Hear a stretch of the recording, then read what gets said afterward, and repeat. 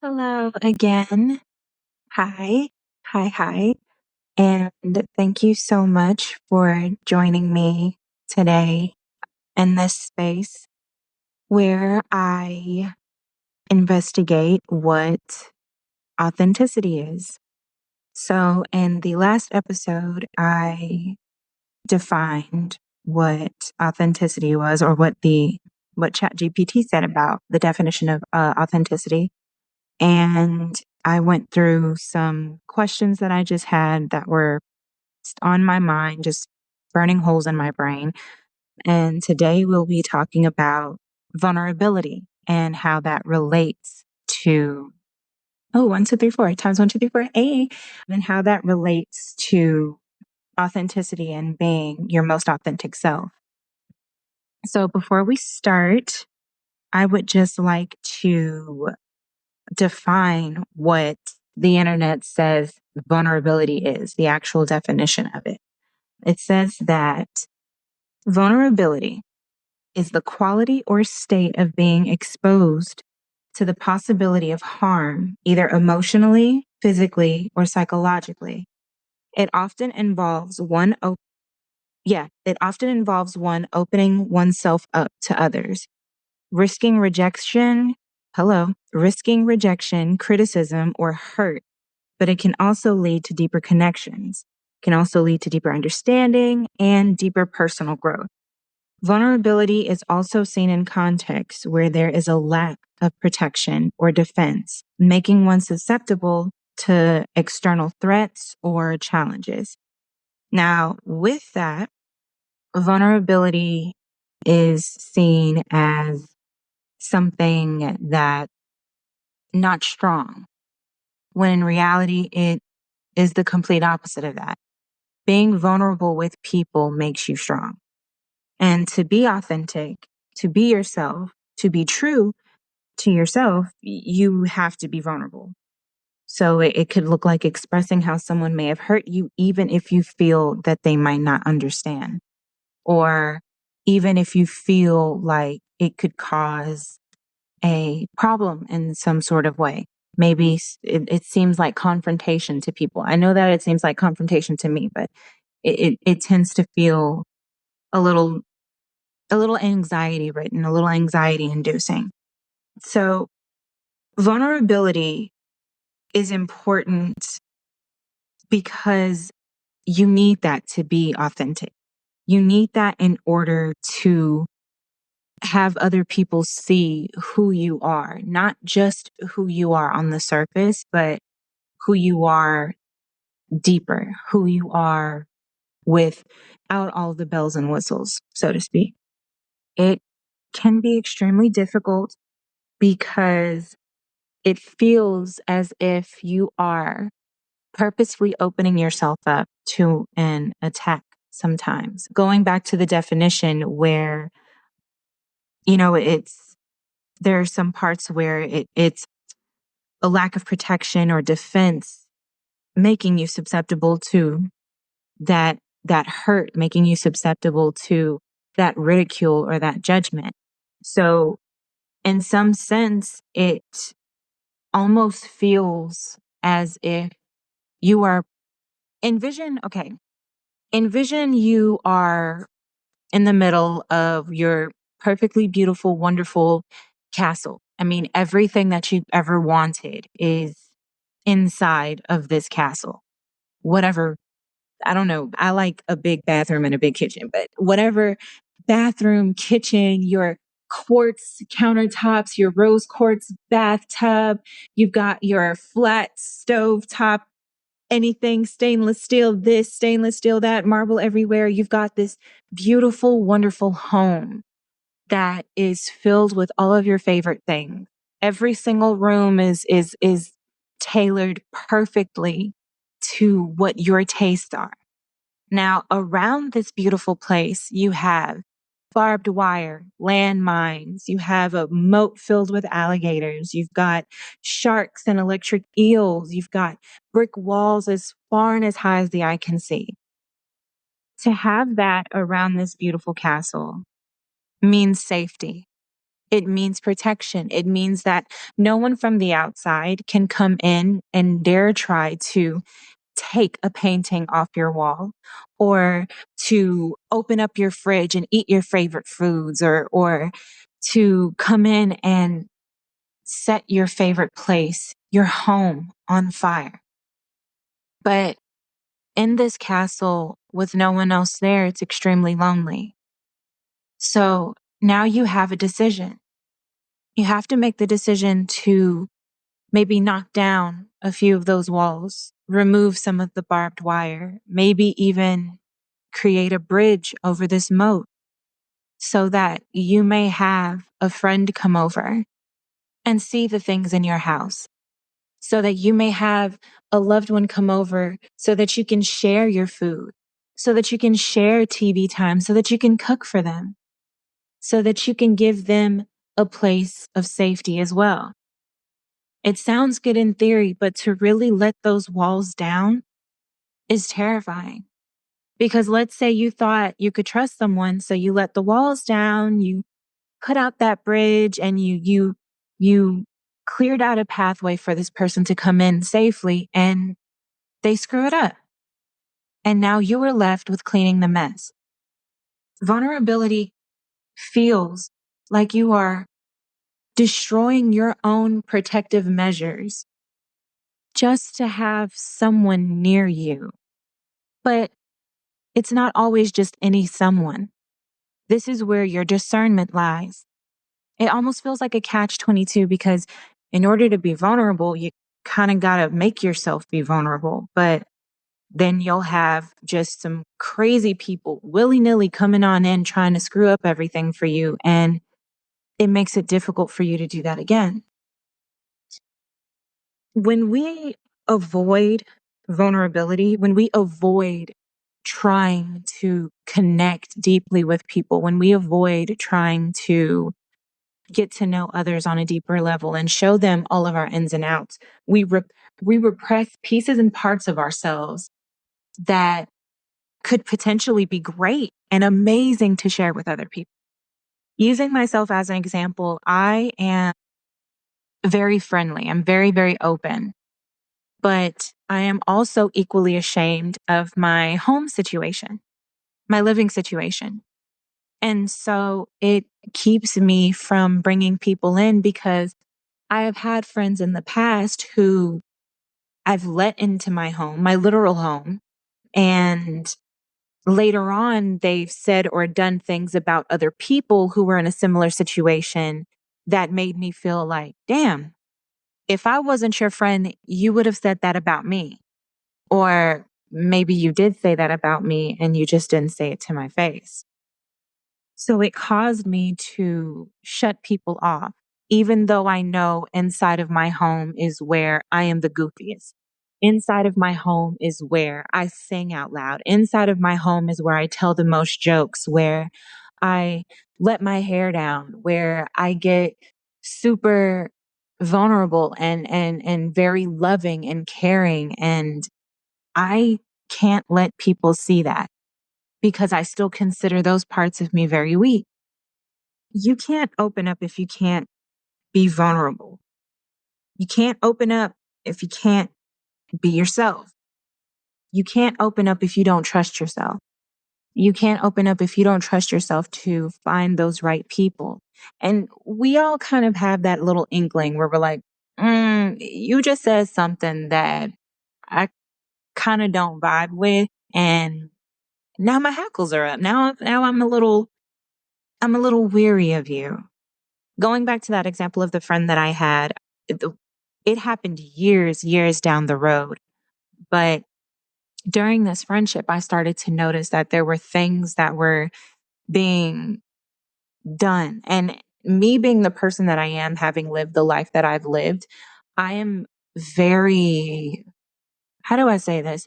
I'm very, the best way I can say it is I'm very in tune with people and their tones of voices.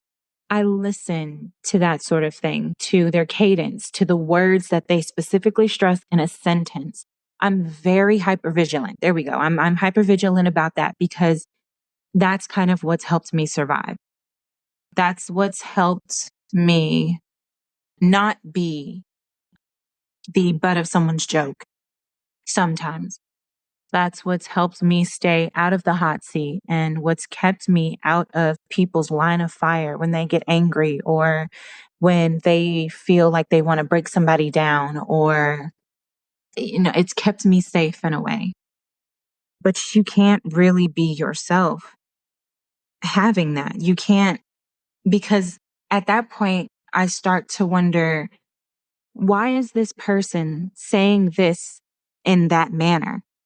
They should know how to talk to me, right? They should know that I am sensitive and that saying those things in that way can be hurtful to me. They've seen my family life. They know where I come from. We've bonded over that because their life was fairly similar, where they were the black sheep, the outcast. And it felt like nobody in their family, immediate family especially, really wanted to be around them. So I started to think, does this person even really like me? All these years I was being vulnerable with this person. This was the very first person who told me, Seja, you got to speak up. I can't reach, I don't know what you want if you don't tell me. I won't get mad at you if you tell me what you want. That was the very first person that had ever told me that.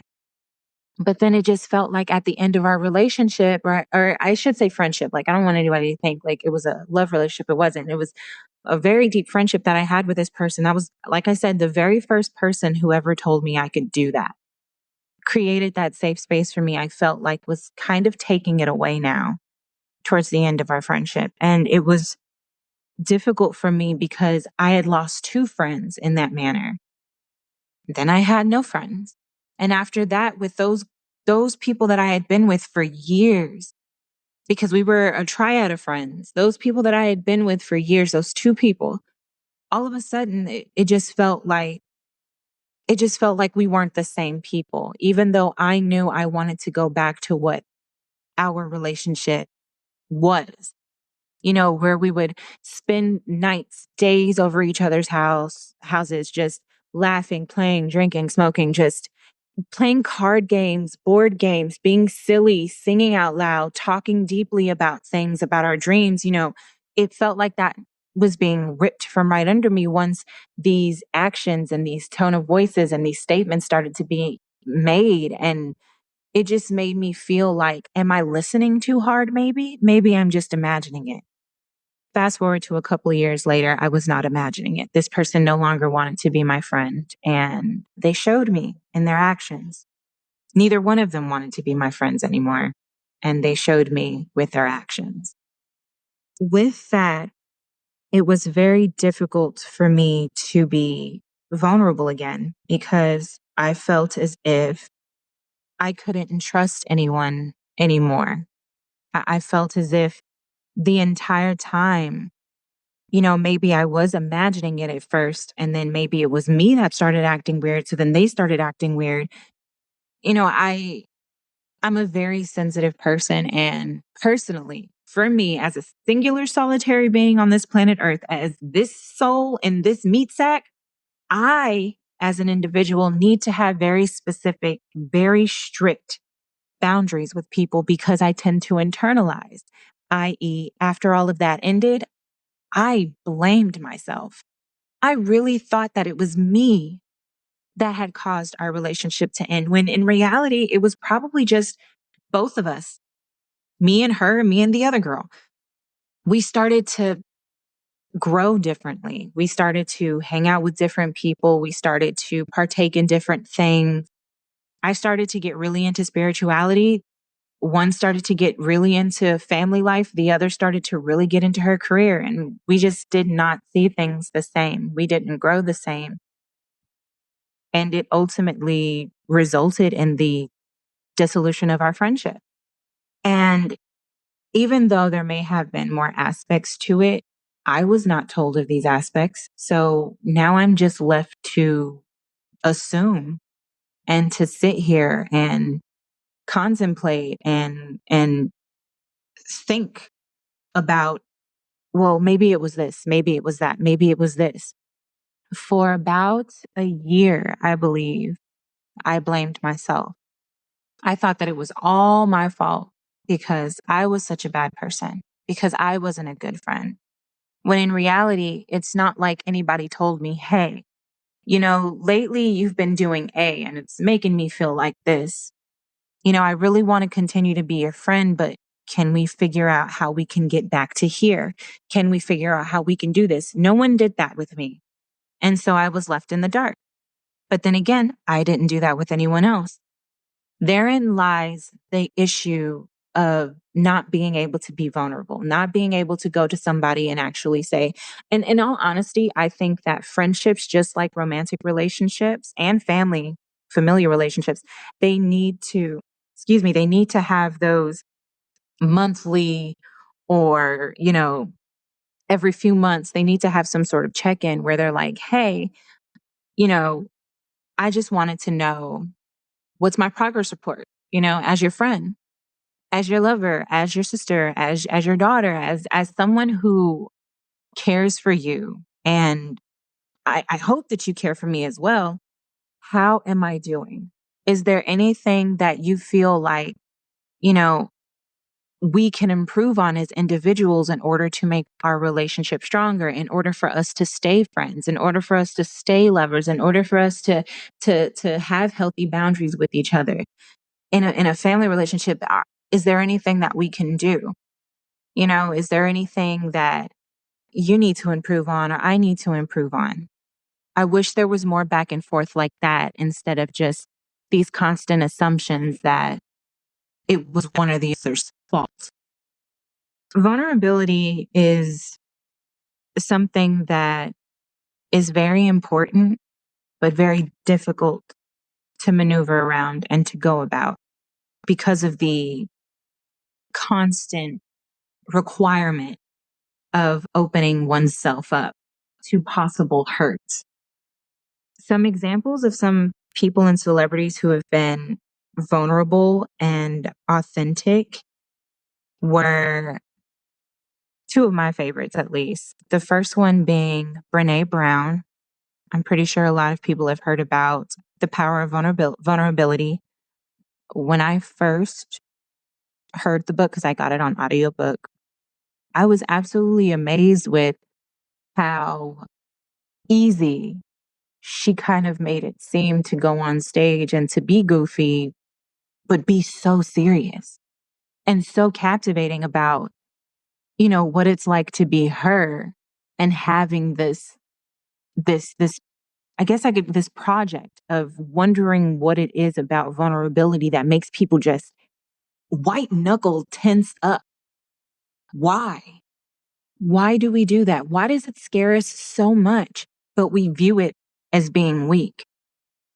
Another example is another one of my personal favorite people in the entire planet, Megan the Stallion. I was watching her live in real time when she got on there and she cried about the shooting, her assault. I call it an assault because, in my eyes, yes, that girl was assaulted. She did nothing to nobody but be present in a space and she was put in danger. And then it was physical danger. And then she was put through emotional and psychological danger by people, random people on the internet who weren't even there, and by people who were there. Ridiculous. And to open yourself up to the entire world in that manner and tear up and express how scared you were, how upset you were, how this made you feel unsafe, to me was something extremely strong because not a lot of people would have been willing to do that. It made me take a deeper look at what it means to be vulnerable and what it really means to be authentic, what it really means to show people like, wow, that really scared me. That was really something that I would not want to go through and I don't want anyone else to go through. Since being vulnerable can be so scary and just very a very terrifying experience for some, the benefits of that still, to me, outweigh the judgment and the fear of being ignored and the fear of people pointing and laughing and saying, "Ha ha, you cried." Yeah, I cried. The benefit of that is when people got in front of a whole bunch of randos and said, "Hey, I got my feelings hurt that one time." And I cried like a little baby. Fetal position, thumb in mouth, ugly Kim K cry in the corner of my room for hours, for days. That garnered so many other people who were like, "Oh my God, I've done that before." That that was like a beacon to people who had had those moments of vulnerability, especially in front of others, and others did not make that vulnerable person feel safe. Now they found someone to have that connection with. Now you have found another person who has cried in the fetal position, thumb in mouth, snot everywhere. Being vulnerable benefits us so much in so many ways because it can create those deeper connections. It can create real relationships, those real relationships that you can have with someone, that you can go to somebody and say, I don't want to talk today. You can come over and you can stay in my house, but I just kind of want to be a zombie today. I don't really want to talk to people. Or even have that special person that you can go to and be like, mentally, I'm not there. I need to take a break. Can you just, leave me alone? Instead of silently going on D&D or instead of silently taking yourself, I am notorious for disappearing on people. Ask anybody who has been my friend after I had it. Anybody who's been my friend within the past. What year is this? 2024? Within the past, like 6, 7 years. I ghost the hell out of people all the time because I am so afraid of saying, you said something to me one time that did not make me feel comfortable. And I don't think I want to be your friend no more because of it. Or you said something to me one time and I held it back because I was afraid and ashamed that I was probably going to get angry at you. And I didn't want to talk about it for real.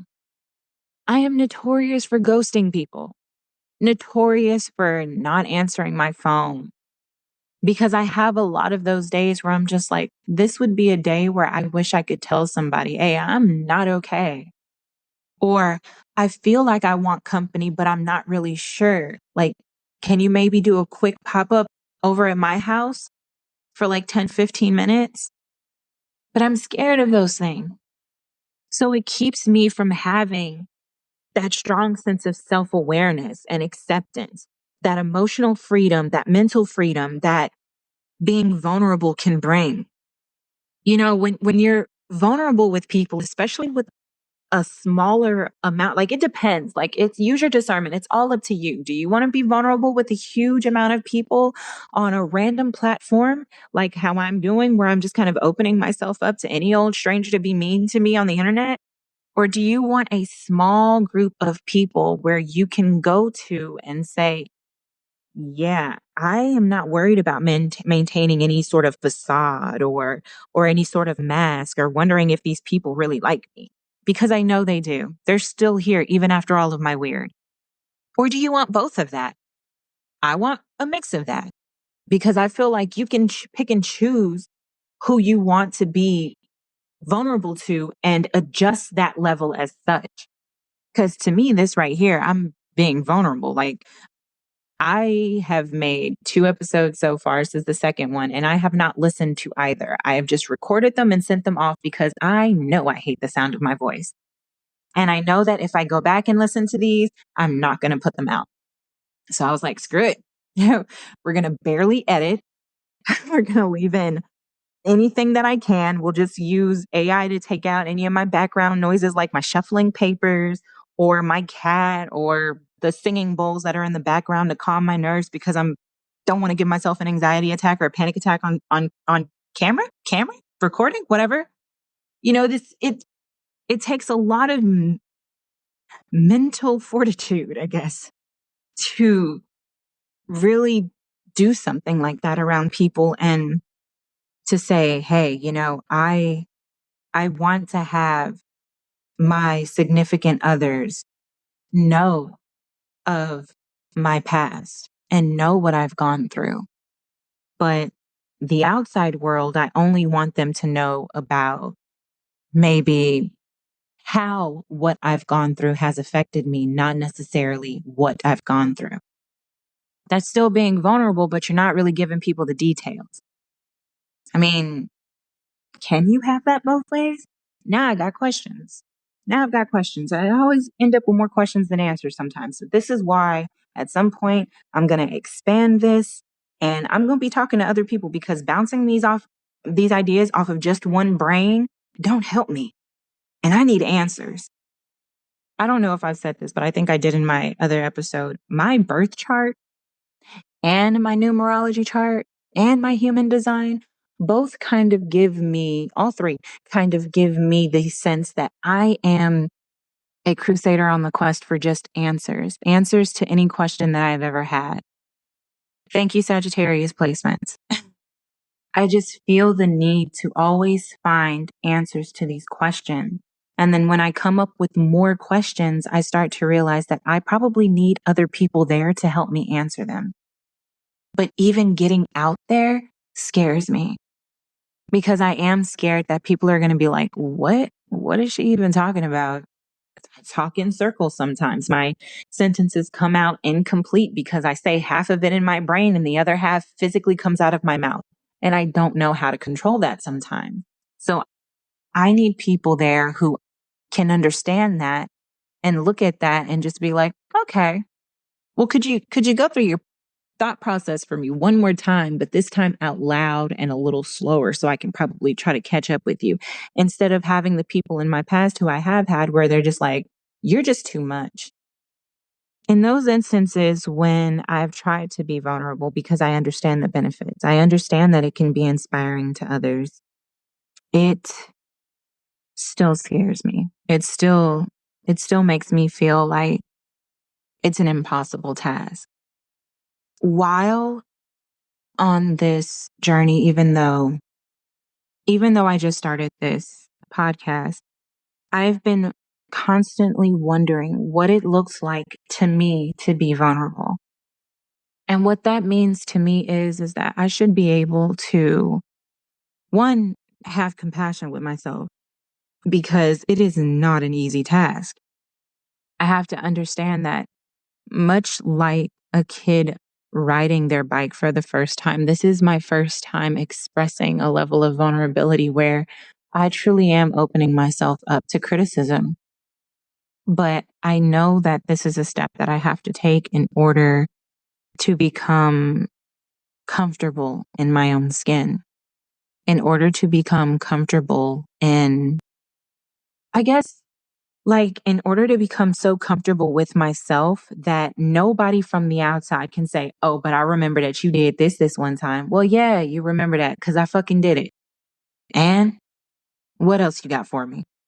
Because I can guarantee that any name you've called me, anything you say about me, I have said to myself tenfold. I want to be so self assured and so comfortable with that no matter what anybody says, it can't knock me off of where I know I need to go, where I know I'm supposed to be, where I know I'm growing into, where I know I'm going.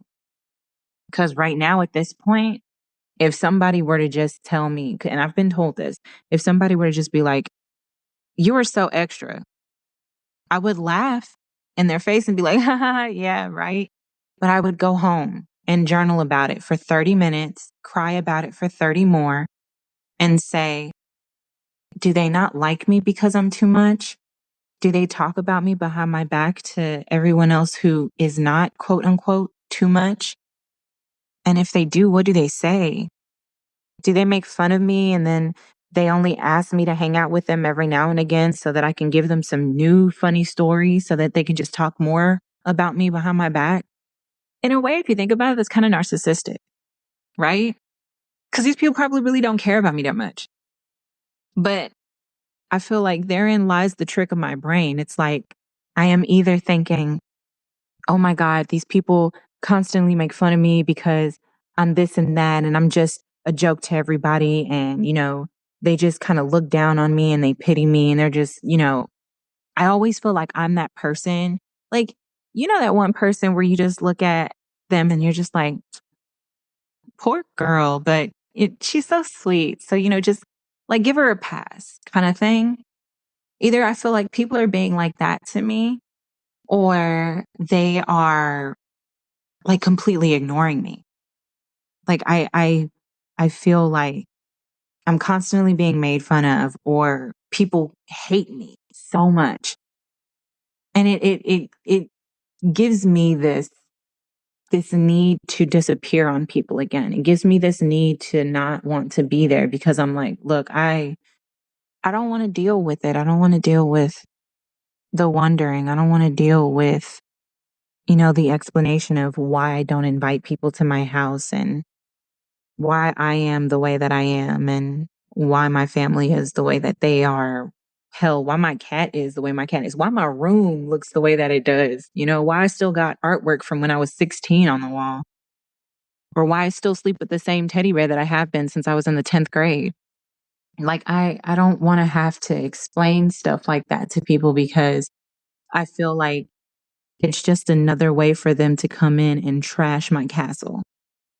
And then I'm going to have to be left with picking up the glass, sweeping and mopping and dusting things off, throwing the broken things away. Like, it scares me.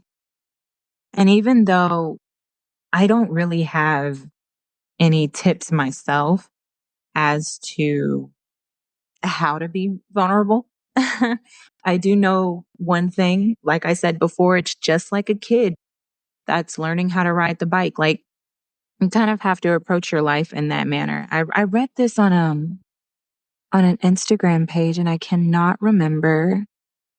I think the name of the Instagram was The Conjuress. I can't remember.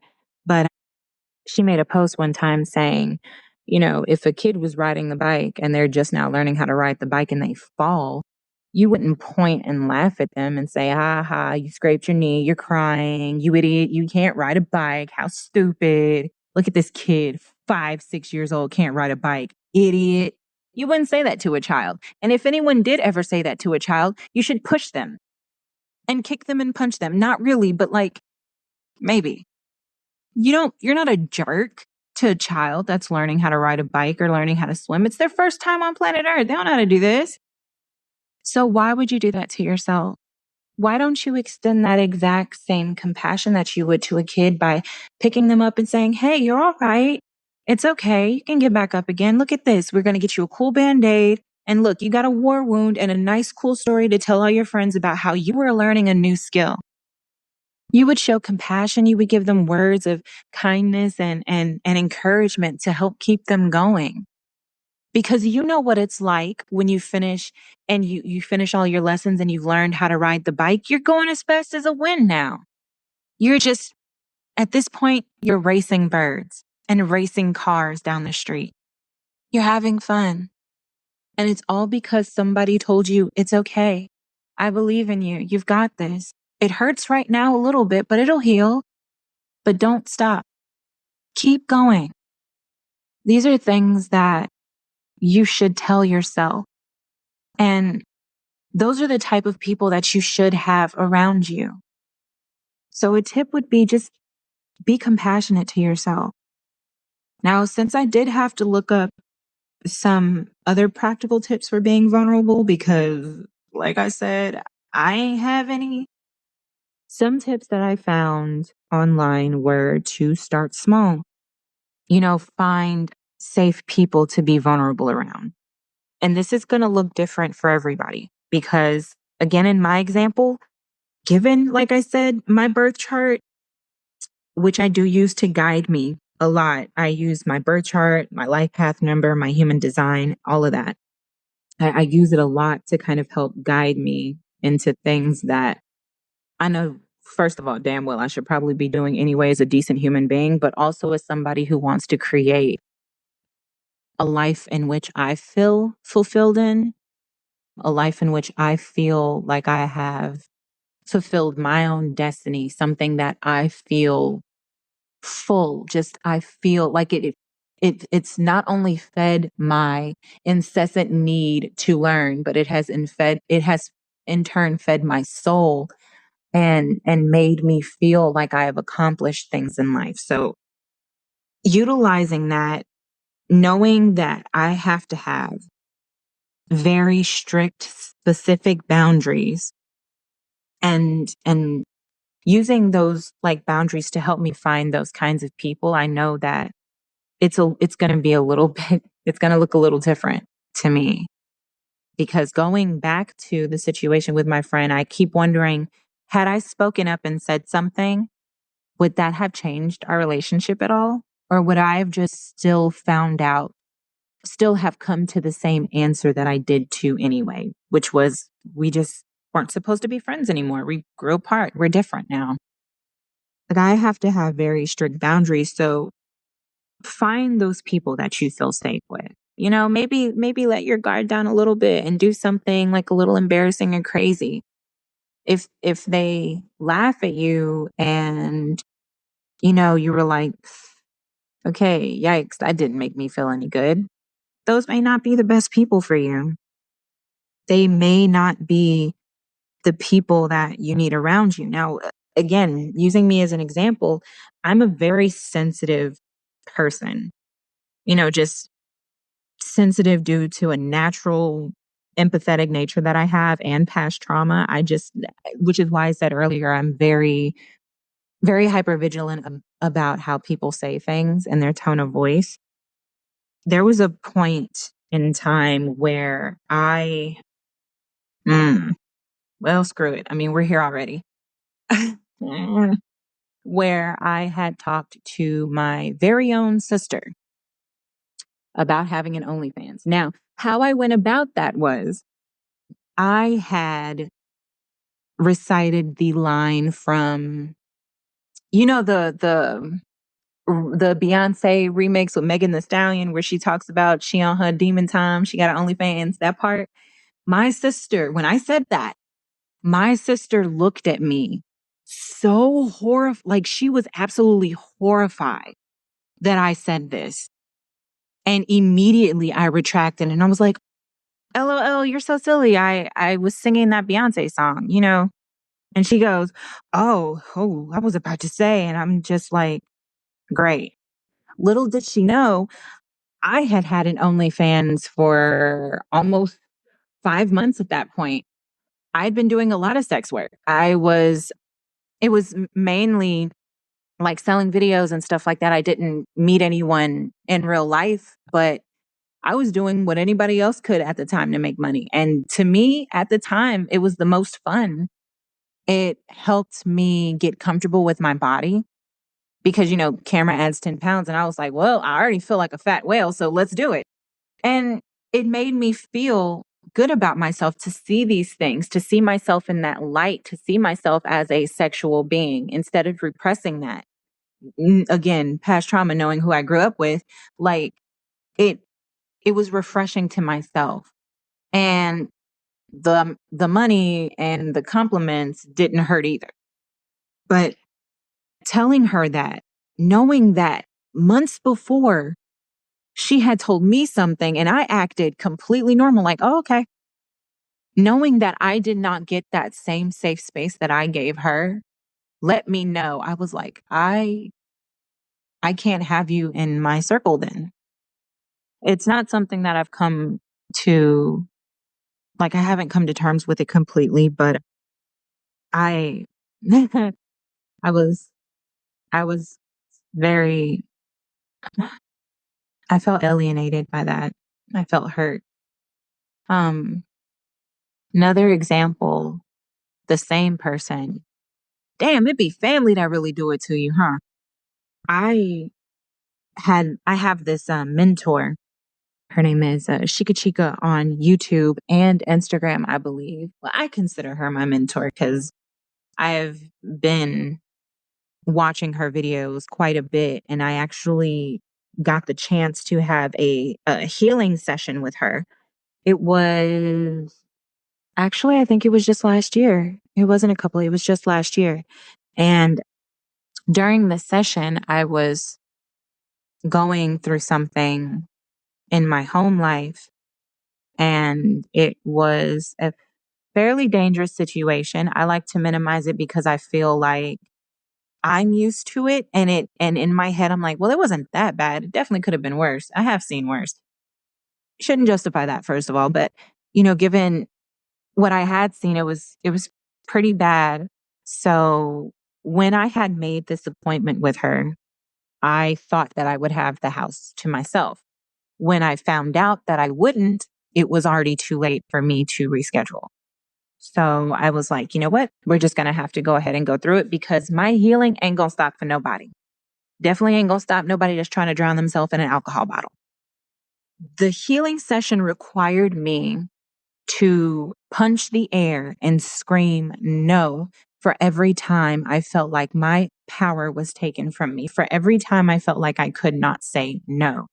And I was supposed to scream no. When I started, she was like, no, louder, louder. And I could hear in her voice that she knew I was trying to lower my voice. I was trying to stop myself. I was trying to keep myself from making too much noise because I was fearing that the other person that was in the house was going to come and stop or check on me. I had to drink some water in my throat.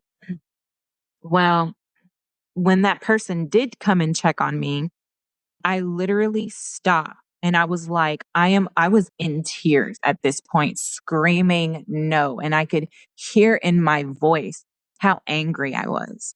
It was wild. And I feel like crying right now thinking about it because it helped me so much. It helped me recognize that I was angry. And anger is a feeling that was very prevalent in my home, but I myself hate feeling it because it scares me so much. So I say I don't have anger when that's not the case at all. During this session, said person came to check up on me and they were like, are you okay? And I'm like, I'm fine. I'm just healing. And here I am crying and in tears. And I'm like, I'm fine. Just leave me alone. Well, when I told my sister this story, she was like, oh my God, I would have been worried too. That would have freaked me out too. I was like, wait a minute. Me saying that I'm healing would have worried you? That's weird to me that me healing would have worried you. I feel like if I were to hear somebody screaming, knowing they're wrong, I would have picked them and been like, "Are you okay?" I would have been like, said healing. I would have said, let me know if you need any. Or I will leave you some water outside. Don't grab 2 bottles of water right there at the door. Because I know healing is not linear. Healing does not look like one size fits all and it's supposed to be this quiet, this demure, this mindful, this cutesy. I hate that. It's not supposed to be this quiet, reserved, hidden thing. Healing is not. And if you think healing should always be like that, you need to check again because you're probably not really even healing. Healing is not that. Healing looks messy as hell.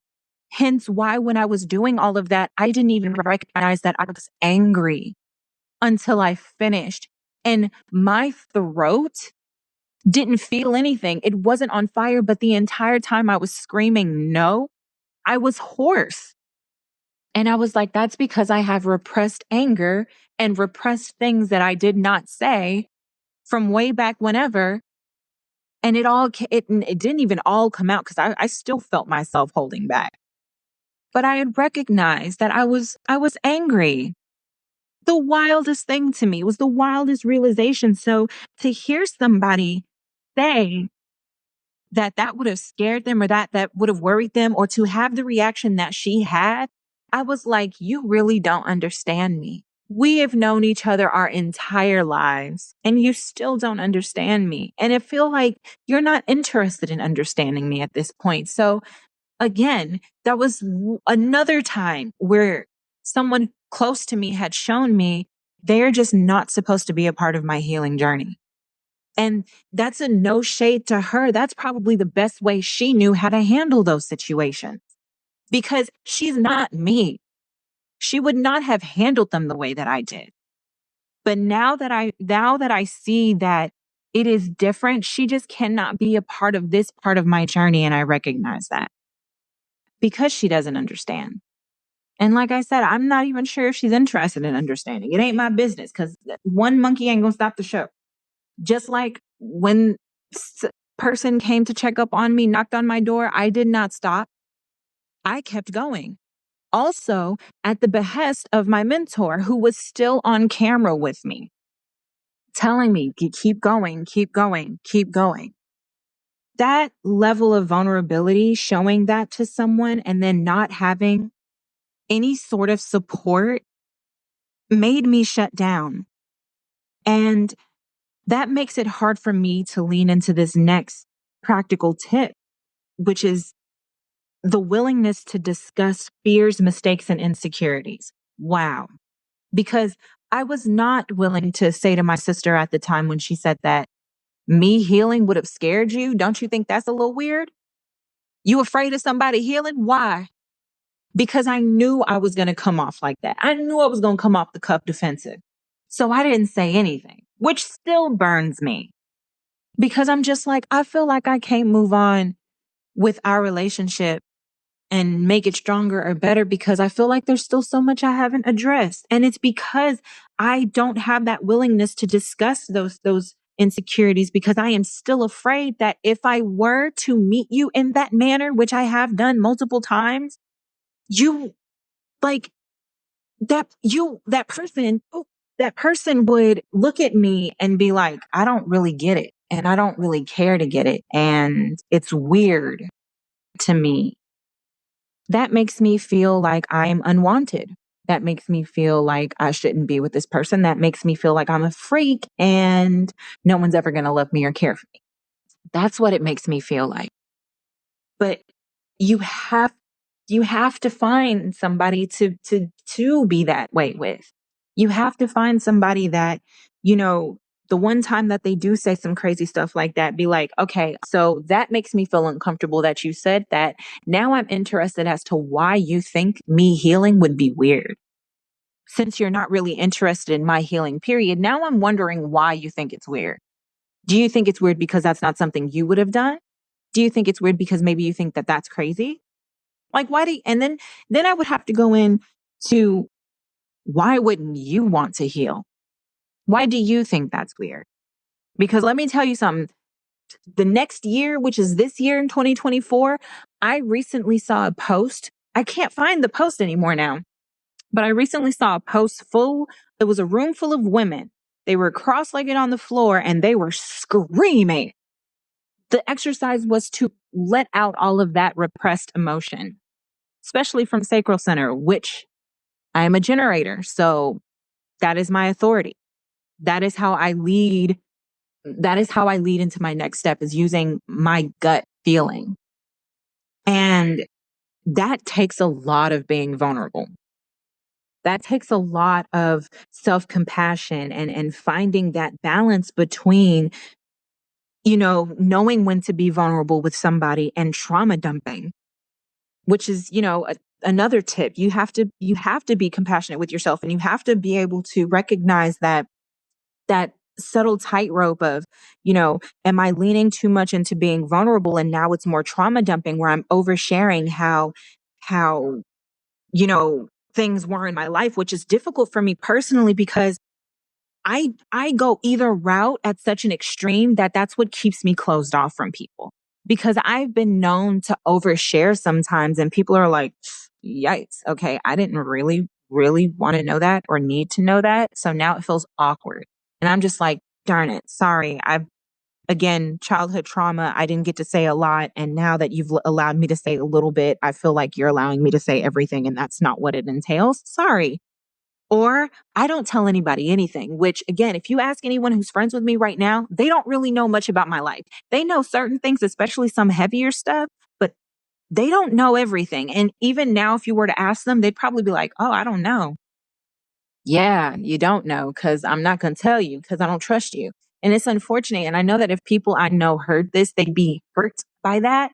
But I mean, you got to take a look at my track record. It ain't been so squeaky clean. So it ain't been that easy for me to be vulnerable with people. And I'm trying. I'm trying, and it's just, again, the universe tests me, and I find myself knowing that I'm supposed to say something and I end up not saying anything. So it's difficult for me because I'm either too excited to open my mouth or I am so closed off that ain't nothing come out of this ain't nothing coming out of this pie hole. Nothing at all. Not even a peep. And hopefully utilizing this platform and forcing myself to send these out into the ether without editing them will help me in some way, shape, fashion, or form become stronger in my vulnerability and in my compassion for myself and just compassion with others, knowing that everybody's having a hard time. You know, I'm weird. And I may not even be the kind of weird that people like. I may be the weird that people want to avoid. But somewhere out there, I am the weird that people are like, oh, it's not so bad. It's actually pretty great. Well, I've ran my mouth way too much on this. I did not expect for it to be this long. So hopefully editing out, I really don't. I'm not going to do that. So screw it. I'm not editing this. But I'll end it here because there is a part 2 that I wanted to do to this. And the next episode will cover vulnerability while being Black, which is different. It is different. And I will go into deeper detail on the next episode of this authenticity journey that I'm on. Authentic journey? Oh no, can't speak English. Just hoping that in this entire world, some way, somehow, I will find these answers into leaning into my own authenticity and my own vulnerability and really learning what that means.